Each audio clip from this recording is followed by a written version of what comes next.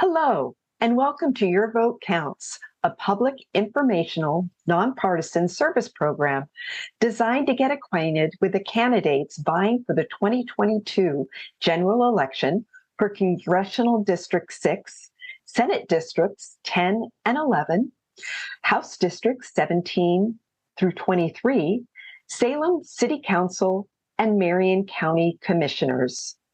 These interviews come to you through the producers at Capital Community Media. Collaboration on questions and moderators from the Association of University Women, Salem City Club, and the League of Women Voters of Marion and Polk counties. All 27 candidates for these races were invited, and all but 6 chose to participate. Candidates did not receive the questions prepared by the League of Women Voters in advance. Candidates were invited to prepare a 2-minute opening statement addressing their background and qualifications for the office, as well as a 2-minute closing statement addressing their goals for the office if elected. I'm Toma Cadu from the League of Women Voters of Marion and Polk counties, and it's my pleasure to introduce Kim Thatcher, who's running for Senate District 11. Welcome, candidate Thatcher, and we look forward to your opening statement. Well, thank you. I just had to make sure I turned on my do not disturb, because those dings that just keep happening. But I am Kim Thatcher, and I am a candidate for Senate District 11, though I am currently representing Senate District 13 and have done so for a couple of sessions or a couple of terms now. I moved to Kaiser 31 years ago. I raised my family here in this community, and they've gone to school, and I've just been right here where I'm sitting right now for the past 31 years. Well, not sitting here for 31, you know what I mean. But anyway, I have been an Oregonian most of my life. I've been able to participate in its many great days, and then some of its ups and downs. But I think right now we're going through a lot of tough times for people. I don't think I've ever seen it as tough. I think it's going to get difficult for people as winter comes, and with all the supply chain things happening all around, it's going to be very difficult. But there's a lot of things we do at the state level that make it also more difficult to make ends meet. I think it is telling. 30 years ago, I started my business in Salem, and I was doing whatever contracting work I could find, usually as a sub, and it would go usually doing the things the contractor didn't want to do. So that's what I stuck with, and it kind of developed a niche of doing traffic control and things like that. But we do lots of different things, and I don't think I could have started that business now. The ever increasing accumulation of red tape and taxes and regulations are crushing businesses like mine, small businesses that are the restaurants and the backbone of our state's economy, and the farmers and all that. So many have been forced to close, and so many have, it's why I'm running. I want to bring change. I want to bring balance. Thank you for that background information. Now let's give you an opportunity to address our question developed for this interview. Our first question is focused on the Inflation Reduction Act. Could you please discuss it and what elements will benefit Oregon? Reducing inflation, of course, is a great goal. I am not sure of all the ins and outs on that. I've been focused on what is going on in Oregon and what can be done here in this state. And what we need to do is reduce the costs to business owners, and what we do, need to reduce the cost to the families going to the grocery store and paying their rent and finding housing. And some dare not move because they're afraid that they would never be able to find a place as inexpensive as they have right now, inexpensive being relatively speaking. And then so many people are worried about the homelessness that is all around, and then the accompanying despair and decay that comes along with that.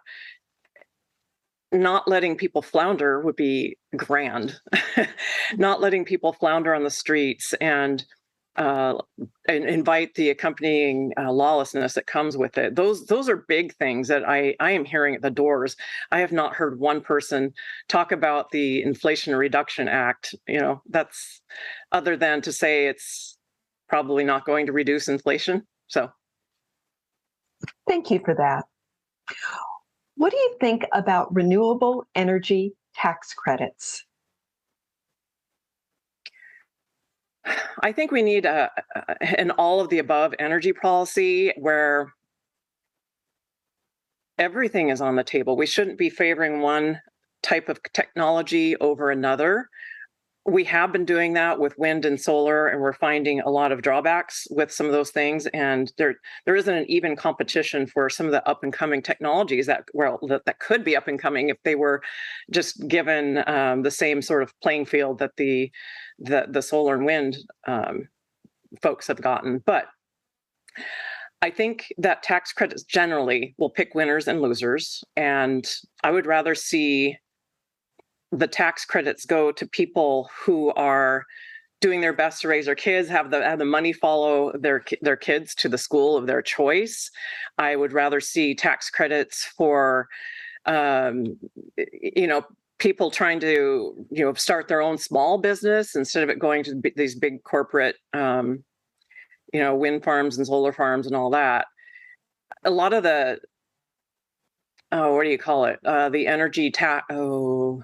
Anyway, the little charge that gets put on your electric bill from the like PGE and that type of money often goes to just big corporations and doesn't go to as much to your small business or your local, your family home, where you need some help just upgrading your water heater or something like that. That's what it was intended for. But a lot of that money does end up going towards large corporations. Our next question is, what steps should be taken to address Oregon's youth mental health needs? Yeah, that's a great question. We've got the issues with mental health were really coming out and being made prominent during the school closures and the close downs during the pandemic response, and the mental health issues along with drug issues have played into each other. In fact, it was just yesterday in the Judiciary Committee where I was hearing from an Oregon Health Science University professor, and I don't remember his name off the top of my head, but he was pointing out that fentanyl has become the gateway drug for teenagers, and there's been a tripling of deaths from overdoses, and it's so dangerous, and there's so much that needs to be done to stop or reduce the demand. That would include prevention. That would include law enforcement for the drugs coming into our state. That would include all the best that our community has to offer. Right now, we've pretty much taken law enforcement off the table by decriminalizing and then not having the resources to help treat people.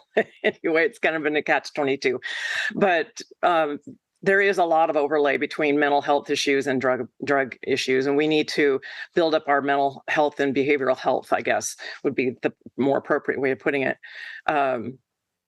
Resources in the state. We don't do very well in the state for behavioral health issues, and especially when it comes to teens. They are at a very tender point in their life, plus they're minors, and there's a lot of things attached to that. And it's important for parents to be involved with the lives of their kids and to know what is happening so that they can help out. I've heard so many reports of parents hearing almost too late of some of these issues that are happening with their kids at school, but then they're not being told, the parents are not being involved with some of the struggle that these teens are having. So we need to invite parents, and we need to build up our mental health services and behavioral health services, and we need to stem the tide of drugs coming in that help exacerbate some of that mental health issue among our teens. Now let's explore an aspect of elections. What is being done to protect and support county election officials and their support staff as they conduct election duties? Is there anything else that should be done? Well, talking to some of the county clerks out there, yes, they're getting um, inundated with some people that have some questions. So there's some people with some honest questions, and then there are people who might wish people ill, and that is wrong. We want to protect our elections officials.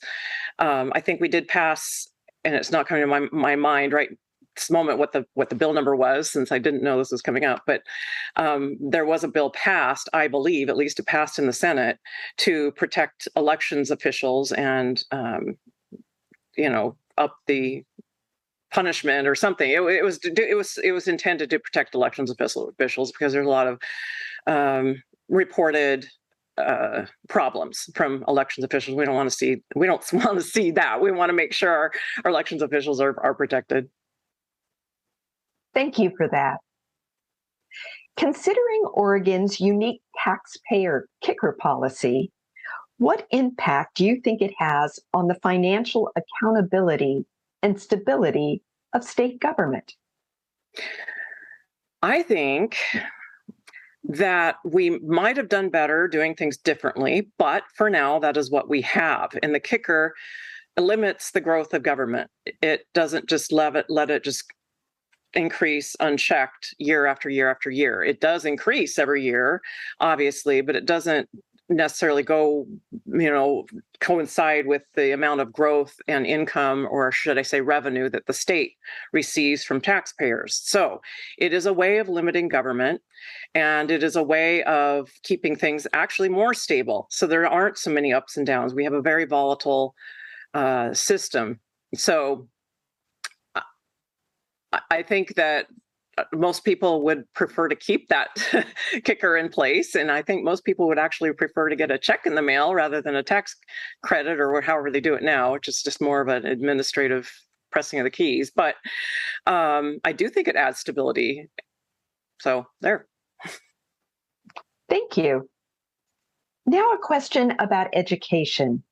How should we address the teacher shortages that Oregon is experiencing? I think some of those teacher shortages are self-inflicted.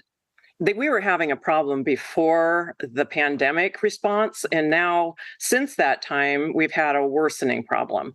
And the mandates, they're telling of people that in order to keep their job, that they had to take a supposedly safe and effective jab to their arm with some stuff in it that was still experimental, drove a lot of people, good people, out of many types of jobs, such as our police, our fire, our teachers, the backbone of our government, and that is that's very sad. So, but even before that time, we were having a difficulty with drawing teachers. I think we needed to pay new teachers a bit more and quit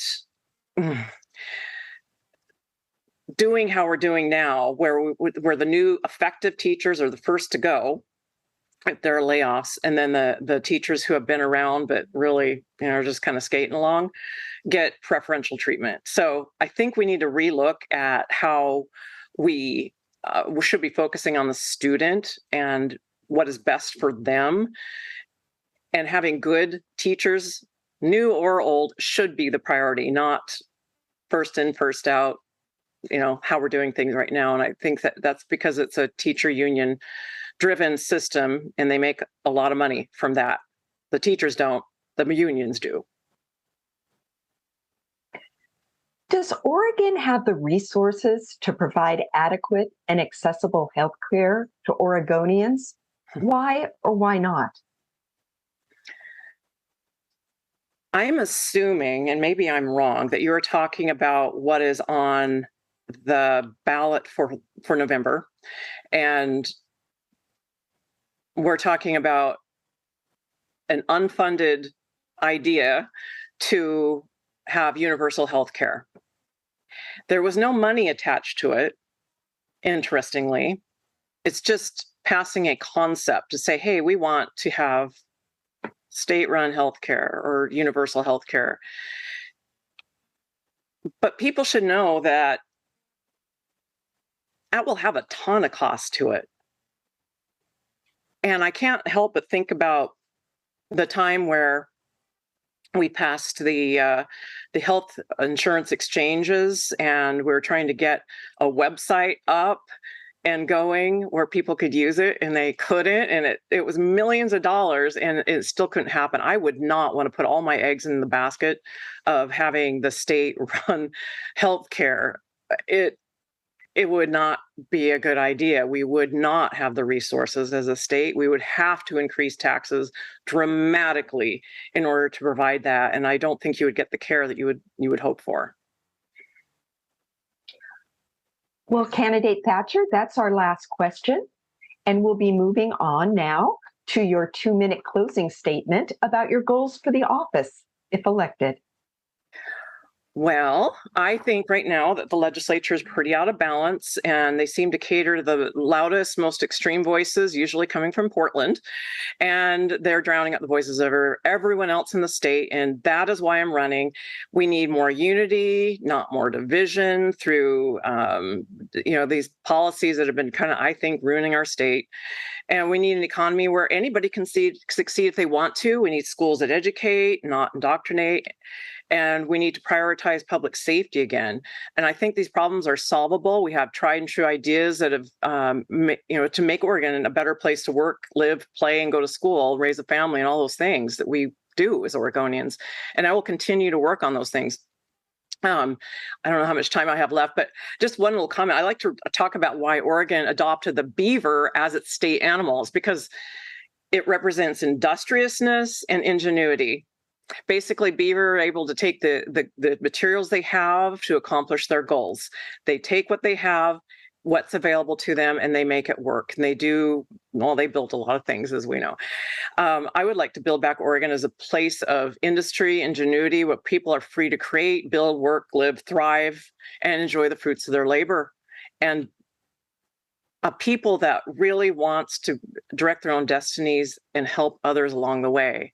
And that's best done on an individual basis, and less so through the government, because the government is more of it's a force. And I think people want to reach out to their neighbors. We do that. We can do that in our not in our state. We're very helpful and loving as people, but we need to get outside of our neighborhoods and give a hand up to the people that are out and homeless. And I think this can happen.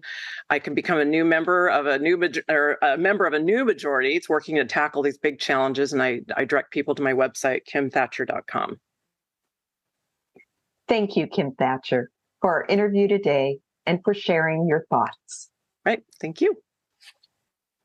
And thanks to Capital Community Media for their extensive technology and producer skills used to create this program.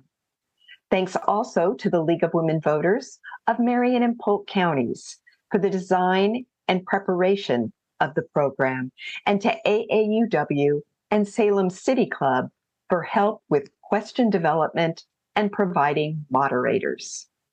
And thanks to you, the public, for watching in order to become a more informed voter. For more local, state, and national voter information on candidates and ballot issues, visit vote411.org. You have until October 18th to register to vote or make any changes to your registration. Ballots will be mailed out around October 19th, 20th, and according to a new law, will be accepted if postmarked before or on November 8th. Elections matter. Remember to vote, because your vote counts.